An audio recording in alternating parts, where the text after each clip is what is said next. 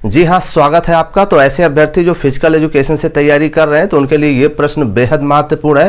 ये 5000 प्रश्नों के सीरीज का इसमें वही प्रश्न दिए गए हैं जो पेपर के लिए बहुत ही महत्वपूर्ण है और इसमें कोई भी प्रश्न फर्जी नहीं दिया गया है। देखिए, पेपर में ज्ञान की कमी से कम लेकिन अभ्यास की कमी से लोग ज़्यादा गलतियाँ करते हैं, इसलिए ज़्यादा से ज़्यादा अभ्यास करने की कोशिश करें और किसी भी विषय को पढ़ते समय उसके जनक बनने की कोशिश ना करें, ठीक है? नहीं तो उसमें ज़्यादा समय निकल जाएगा। केवल पेपर ओरिएंटेड पॉइंट ही पढ़ें। तो इसमें हमने केवल उन्हीं प्रश्नों को जगह दिया है जो आपके पेपर के लिए ज़रूरी है। देखिए, आपके एज की लिमिट है, इसलिए पढ़ाई की भी लिमिट होनी चाहिए। पढ़ने के बाद अगर याद नहीं होता तो वो ना पढ़ने के बराबर है, ठीक है ना? आप अपने सपनों को पूरा करने के लिए 5 से 7 मिनट का समय जरूर निकालिए ताकि ये अभ्यास भी हो जाए और वो महत्वपूर्ण प्रश्न आपको याद हो जाए। एक चीज़ को एक बार नहीं पढ़ना है, कम से कम 50 बार पढ़ना है और बार बार पढ़ते रहना है ताकि पेपर में गलती ना हो, ठीक है? चलिए प्रश्नों की शुरुआत करते हैं। प्रश्न नंबर 283 है, श्री फैंथल शिक्षा संस्थान की स्थापना कब और किसने किया था? बताइए, श्री फैंथल शिक्षा संस्थान की स्थापना किसने किया था? तो इसका सही जवाब हो जाएगा सोल्जमैन। क्या नाम होगा इनका? सोल्जमैन। बिल्कुल याद होना चाहिए, टू द पॉइंट, ठीक है? सोल्जमैन, इनका पूरा नाम बात किया जाए तो क्रिश्चियन गोथिप सोल्जमैन। इन्होंने इसकी स्थापना 1785 में किया था, ठीक? चलिए अगले प्रश्न की बात करें। प्रश्न नंबर 284 है कि टर्नवेरियन आंदोलन की शुरुआत कब हुई थी? टर्नवेरियन आंदोलन की शुरुआत किसने किया था? सही जवाब क्या होगा? Ludwig zone. आपने कई बार ये नाम पढ़ा होगा और पेपर में अक्सर ये प्रश्न पूछा जाता है। इसमें कोई भी प्रश्न फर्जी नहीं है, सभी पेपर ओरिएंटेड है। टर्नवेरियन आंदोलन की शुरुआत जर्मनी में लुडविग जोन ने किया था, एकदम से याद होना चाहिए, इसीलिए मैंने इसका उत्तर छोड़ दिया है। आप भी अभ्यास भी करते रहिए और इन प्रश्नों को नोट भी करते रहिए, ठीक? चलिए प्रश्न नंबर 285 है, जर्मन जिम्नास्ट लिखा किसने लिखा था? जर्मन जिम्नास्ट एक पुस्तक है, ये किसने लिखा था? तो सही जवाब होगा फ्रेडरिक लुडविग जोन। तो नाम है फ्रेडरिक लुडविग जोन। इसको एक बार नहीं कई बार पढ़ लीजिए क्योंकि बहुत ही महत्वपूर्ण प्रश्न है ये, ठीक है? चलिए प्रश्न नंबर 286 की बात करें कि एडोल्फ स्पेक्स ने लिखा कौन कौन सा पुस्तक एडोल्फ स्पेक्स ने लिखा था? तो आप ध्यान से सुनिएगा, सिस्टम ऑफ जिम्नास्टिक पहला पुस्तक नोट कर लीजिए, सिस्टम ऑफ जिम्नास्टिक, और दूसरा पुस्तक है manual of gymnastic for school. यह है दूसरा पुस्तक एडोल्फ स्पेक्स का, राइट? इसको नोट कर लीजिएगा। चलिए प्रश्न नंबर 287 है, जर्मन स्पोर्ट्स फेडरेशन की स्थापना कब हुई थी? जी बताएं, जर्मन स्पोर्ट्स फेडरेशन की स्थापना कब हुई थी? 1950 में। कई बार आपने पढ़ा होगा, बिल्कुल याद होना चाहिए। अगर पढ़ने के बाद याद नहीं होता तो ना पढ़ने के बराबर है, ठीक? चलिए प्रश्न नंबर 288 है, पर हेनरिक लिंग ने जर्मन जिम्नास्टिक को कितने भागों में बांटा था? क्वेश्चन फिर से सुन लीजिए और ध्यान से सुनिए। पर हेनरिक लिंग ने जर्मन जिम्नास्टिक को कितने भागों में बांटा था? तो इसको 4 भागों में बांटा था। चारों के नाम कुछ इस प्रकार है, नंबर 1 शैक्षिक जिम्नास्टिक, नंबर 2 सैन्य जिम्नास्टिक, और नंबर 3 है स्वास्थ्य वर्धक जिम्नास्टिक, और नंबर 4 है कलात्मक जिम्नास्टिक। चलिए प्रश्न नंबर 289 की बात करें, जालमार लिंग बेटे थे, किसके बेटे थे? सही जवाब क्या होगा? पर हेनरिक लिंग के। क्या नाम होगा?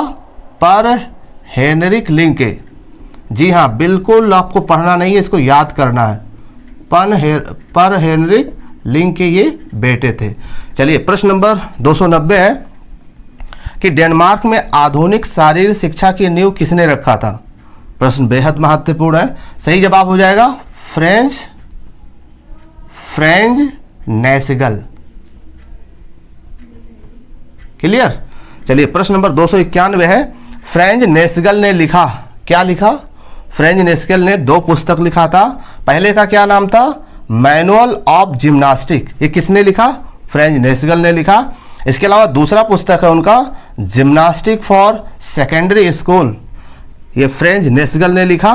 तो ये 2 अति महत्वपूर्ण प्रश्न है, 2 अति महत्वपूर्ण पुस्तक है, इनको जरूर नोट कर लीजिएगा। चलिए प्रश्न नंबर 292 है, डेनिश स्पोर्ट्स फेडरेशन की स्थापना किस वर्ष हुई थी? डेनिश स्पोर्ट्स फेडरेशन की स्थापना कब हुई थी? सही जवाब क्या होगा? 1896। जी हाँ, सभी प्रश्न बेहद महत्वपूर्ण है।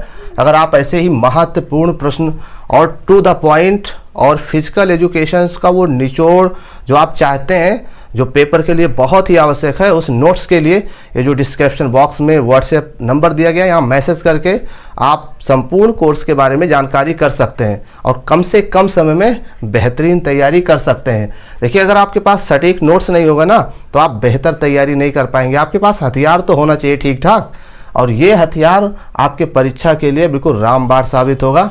इन प्रश्नों को रिवाइज कर लीजिए और नोट्स के लिए ये व्हाट्सएप नंबर दिया जा रहा है, यहाँ मैसेज करके आप संपूर्ण कोर्स के बारे में जानकारी कर सकते हैं। चलिए, प्रश्न नंबर 293 है, चौगान चौपर पच्चीसी प्रसिद्ध था किस काल में?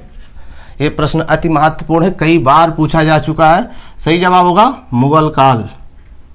जितने भी प्रीवियस ईयर्स के पेपर थे, लगातार मैंने हर स्टेट के जो है प्रश्नों को फिजिकल एजुकेशन के एनालिसिस किए हैं और उसी के आधार पर ये प्रश्न तैयार किया गया है। कहीं कोई चीज़ फर्जी, आपका समय बर्बाद बिल्कुल नहीं किया जाएगा।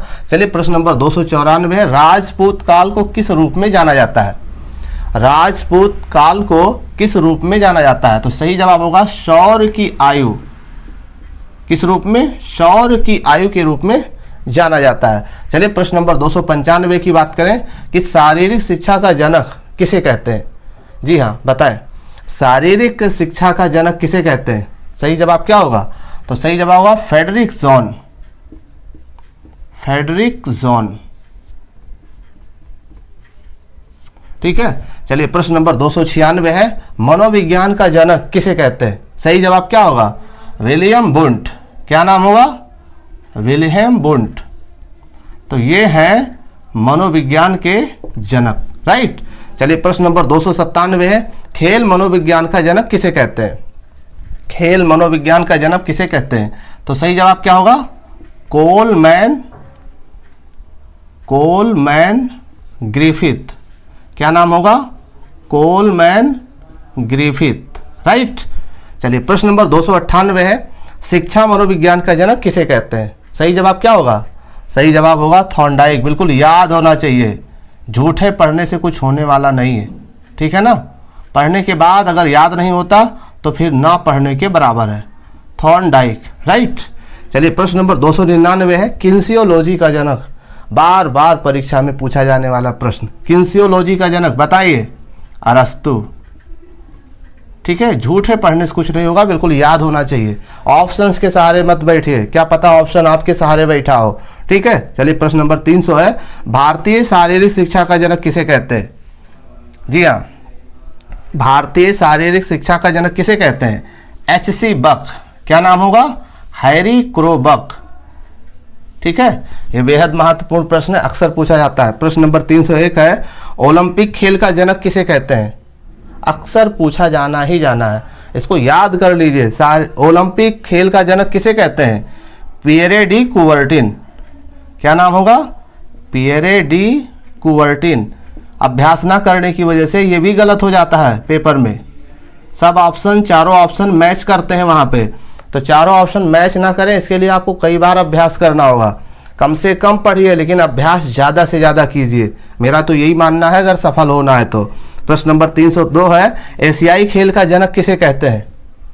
अब ऑप्शन के सहारे बैठे हैं, बिल्कुल याद होना चाहिए। Professor G.D. सोधी, ठीक है ना। ऑप्शंस के सहारे मत बैठिए, लोग बहुत तेजी से तैयारी कर रहे हैं। G.D. यहां पर लिखना है, G.D. सोधी, ये है एशियाई खेल के जनक। और भी महत्वपूर्ण प्रश्नों पर चर्चा, आप चाहे तो स्क्रीनशॉट भी ले सकते हैं। और भी महत्वपूर्ण प्रश्नों पर चर्चा इसके नेक्स्ट वीडियो में करेंगे। अगर आप हमारे चैनल पर नए हैं तो आप HL फिजिकल एजुकेशन को सब्सक्राइब करके जुड़ जाइए, ताकि नेक्स्ट वीडियो की नोटिफिकेशन आपको मिल सके। धन्यवाद।